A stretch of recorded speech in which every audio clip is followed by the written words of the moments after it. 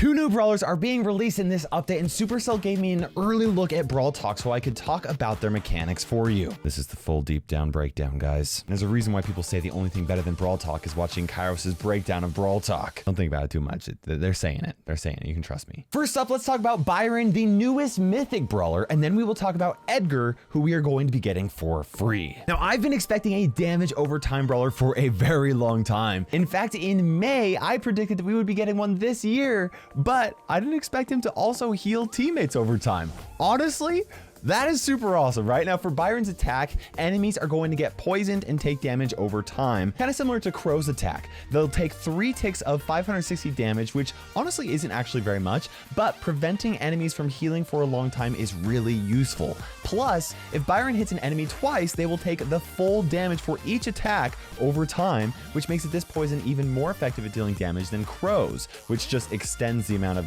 time that they are poisoned for, right? And what's really cool is that Byron attacking a teammate will activate the same amount of damage, but for healing on those teammates, which is very interesting, right? Now, the healing over time can stack, which can translate into about 5,040 healing over 4 seconds with those 3 attacks. This will make Byron a very unique brawler for supporting his teammates, because unlike Pam or Poco that kind of like have to be up and close in order to heal, Byron can attack his teammates from a very long distance to keep them alive. This means that in situations where brawlers need to like dive into action, like to grab gems or score a brawl ball goal, or maybe even finish off an enemy Ike or safe, Byron's gonna be able to heal from a distance with enough healing to out heal the damage that enemies can dish out.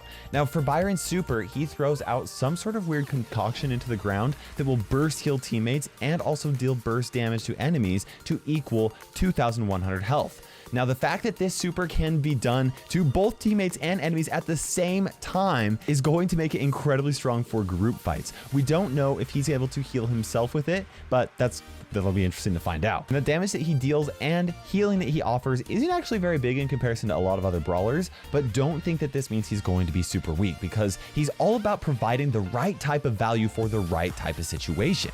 How strong he's going to be, honestly, I think it's going to depend on how often he can hit his shots. He does have a reload speed of about 1.9 seconds, which is faster than most brawlers, but it's not like crazy fast. And his range reaches about 9 1/3 tiles, which is definitely one of the longer attacks in the game. But his attack is rather narrow, which means that it's going to be somewhat difficult to land his shots 100% of the time, especially from a distance. Now, I do think that Byron is going to be a very high skill cap brawler, and honestly, I think it could be crazy strong in the hands of the right player. After all, if he lands 3 attacks on an enemy, they're going to take 5,040 damage, which that's enough damage to take out most of the brawlers in the game. Even if you do have to wait a few seconds for them to die, that is crazy strong. Now, I looked at Byron's gameplay frame by frame. I didn't find any hints of what his gadget or his star power could be. At first, I thought that he shielded teammates with his attack, but after checking the math, it looks like this Jessie right here, she actually is receiving the same amount of damage as without a shield, right? Now, I would personally love it if his star power made it so that like he could charge his super by attacking enemies that he's healing, right? That'd be kind of cool, but that's just speculation on my part. Byron completes Barley's and Piper's trio as a sinister salesman, which means there are only 2 more trios in the game that need to be completed before Supercell introduces more trios. Now, Byron is going to be available the day after the update releases, so don't accidentally open boxes until after you know that he can be unlocked, a day after the update happens. Also, make sure you guys subscribe for more sneak peeks where I will be covering everything you need to know about Byron, as well as the next brawler, which we're about to talk about. Edgar is the newest epic brawler coming to the game, and after we talk about him, we're going to talk about everything else coming in this update. Man, I am on a roll with predicting brawlers. Earlier this year, I also predicted that we would be getting a melee brawler who could steal health from enemies by dealing damage, and here we are getting exactly that, and we're getting him for free as part of Brawl Days. Honestly, you've really got to love the Brawl Stars developer team. I mean, a free brawler for everyone who is currently playing Brawl Stars right now. Like, talk about a developer team that really cares about their players, including their free-to-play players. You don't get that. You don't get that in other games, okay? This is awesome. Now, for Edgar's breakdown, I'm going to be comparing him to El Primo a lot to kind of give you an idea of how strong he is, because a lot of his mechanics are very similar to El Primo's.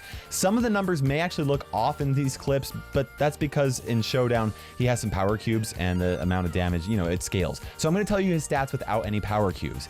Edgar has 4,200 health at max level, which is half as much health as El Primo. It is not very much. It is squishy. But for every attack that hits an enemy, he also heals 189 health. Each ammo unloads 2 quick punches, and he has a very fast unload speed, which means that he's going to be able to very quickly heal 1,134 health with 3 quick attacks if they all hit their target. So technically, it's kind of a little bit more like Edgar has 5,334 health in up-close situations, but it's actually a little bit more complicated than that. You see, El Primo looks like he has a really fast reload speed, and it is faster than most of the brawlers in the game, but he actually has a really long unload speed. It takes him a while to throw out all 4 punches. Edgar unloads his 2 punches almost instantly and reloads his ammo crazy fast on top of that. Now, I can't say this for sure until a future sneak peek on Edgar, but I think that he has the 3rd fastest reload speed in the game, which would mean that it is going to be very difficult to kill an Edgar who is wailing on you, even if you have a lot of DPS, and even though he only has a little bit of health, because he's going to be dealing so much damage and healing just so quickly, right? Now, as for his attack damage, he deals 756 with each punch, which means that he can deal 1,512 damage with a single ammo. That's roughly 75% of the damage that El Primo can unload with 1 ammo. But once again, Edgar can unload and reload his attacks much quicker than El Primo, which tells me that he's really going to be a very high DPS brawler. Now, as for his range, I actually think that it is slightly shorter. I think it is the shortest attack range in the game and is shorter than El Primo's at about 2 1/3 tiles. El Primo has a 3 tile range, so this is really short. However, it's a little bit wider, but each punch can only deal damage to like 1/2 of the side of Edgar, so like I don't actually think that that's much of a crazy advantage. This is a crazy short range, which makes mobility a very important thing for Edgar, and Edgar has a lot of mobility. Now, I'm not 100% certain, but it looks to me like he has a very fast movement, which would actually make him faster than El Primo in a foot race. However, when it comes to jumping, El Primo takes the cake. Edgar's jump range looks to be about 3 tiles shorter than El Primo's, and to make up for that, his super actually automatically charges up by itself, very much like Daryl's super does. When he lands on enemies, he deals 1,000 damage, and for reference, El Primo's super deals 1,120 damage on impact, plus it knocks players back, plus it destroys walls. However, I actually think that Edgar's super does not normally deal any damage at all. I think the 1,000 damage from his super is actually his star power in action, because he did the same amount, the same 1,000 with his super when he had 3 power cubes and 7 power cubes. Just in case you're curious, super damage scales up with power cubes, but star power damage does not. So in reality, El Primo's super is way better in pretty much every aspect, other than the fact that Edgar will be able to charge and use his super a lot more frequently. Now, as for Edgar's gadget, we don't have any information, but I think a pretty safe bet would be that he has some sort of a shield with his scarf that reduces damage for a certain period of time. It seems like Supercell does that a lot with some of these tanky brawlers. Now, Edgar is the 2nd brawler in the gift shop trio with Colette, and I think that his character design is honestly just like really, really cool. And like I said, he is normally going to be an epic brawler, but Supercell's given him to us for free as part of the Brawl Days event. But when exactly is he going to be given to us for free? We know that we're getting 13 gifts for Brawl Days, and in the upper right hand corner of Brawl Talk, you might have noticed a bunch of rewards were being shown in a very specific order. I think that that order is the exact order that we're going to be receiving these gifts.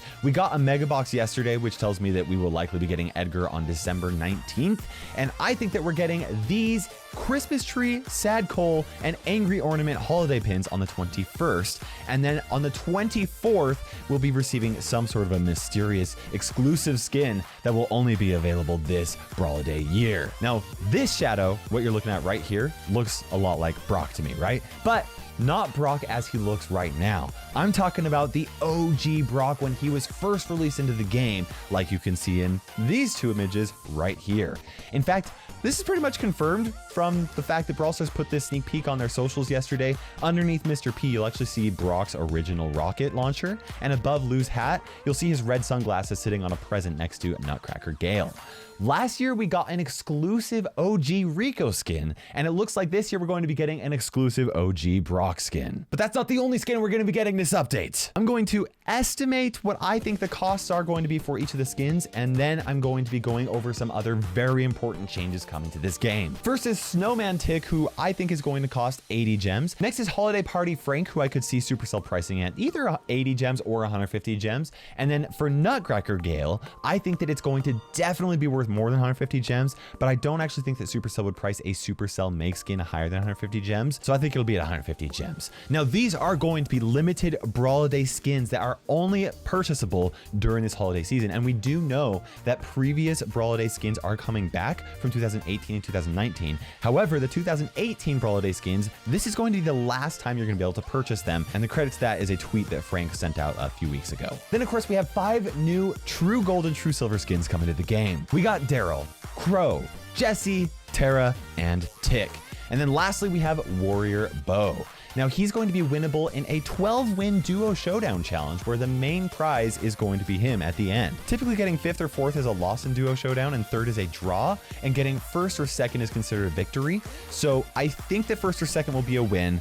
3rd place will not count against you at all, and placing 4th or 5th will be an X on it. We don't know that for sure, but I'll be talking about that in a future video. Now, a week after the challenge, Warrior Bo will be purchasable in the shop, and I'm guessing he's going to cost 80 gems at purchase. My guess is we're only going to be able to have one chance to unlock him in this challenge, and so you got to make it count, right? Grab a teammate that you really trust and you know that you can do well in duo showdown and go crush it. This update, we're getting 8 animated pins, and I imagine that we'll continue getting more animated pins as time progresses. There are some big changes coming to Brawl Stars that I have not mentioned yet. Trophy pushing seasons are going to last for 4 weeks, which is twice as long, and they're also going to result in less trophy decay at the resets, which means it's going to be much easier for you to push your brawlers. Now, longer seasons means more star point rewards, but it also means we'll be getting those rewards less frequently. I'm going to give you guys more details in a video in the future with all the math showing whether this means you're going to be getting more or fewer star points. So make sure you guys subscribe for that. Now, Present Plunder is coming back. It is a capture the flag game mode that originally came into the game last year, and I believe that it's only going to be available during the Brawliday season. The center star at the beginning of the match is now going to be blue. If you kill an enemy with the blue star, then you will get that blue star above your head. If you die with it, the blue star will go to the enemy team, and then if you kill them again, it swaps back to your team, right? Now, if the score is tied when the countdown timer reaches 0 in bounty, the team with the blue star will win the tie. In any other situation where it's like not a tie or anything like that, the blue star doesn't matter at all. So it's really small, but I think it's going to be a very welcomed change. Now, Gem Grab is also getting a change. Before the update, Gem Grab matches could last over 11 minutes long. This was super annoying in Gem Grab custom maps that had spawns really close to the gem mine, where it was impossible to stay alive for very long. After the update, Gem Grab will end 30 seconds after the last gem spawns, which will make situations like this a lot less annoying. They'll still be annoying, but it won't be too annoying, right? And finally, guys, Siege is getting a brand new environment. I believe the old one's just going to be scrapped in the past, never coming back. And this future environment, which is Pam's Scrapyard, as I honestly think is going to be a great fit for the Brawl Stars universe. We are getting a ton of new content in this update, but there is still a lot of questions that have to be answered, and I will be answering them in a sneak peek video as soon as Supercell lets me do that for you. So make sure you subscribe for that, turn on that notification bell so you do not miss the video as soon as possible. While you're at it, use code Kairos in the Brawl Stars shop. And for now, guys, this is KairosTime ticking by, and we will see you in Brawl Stars.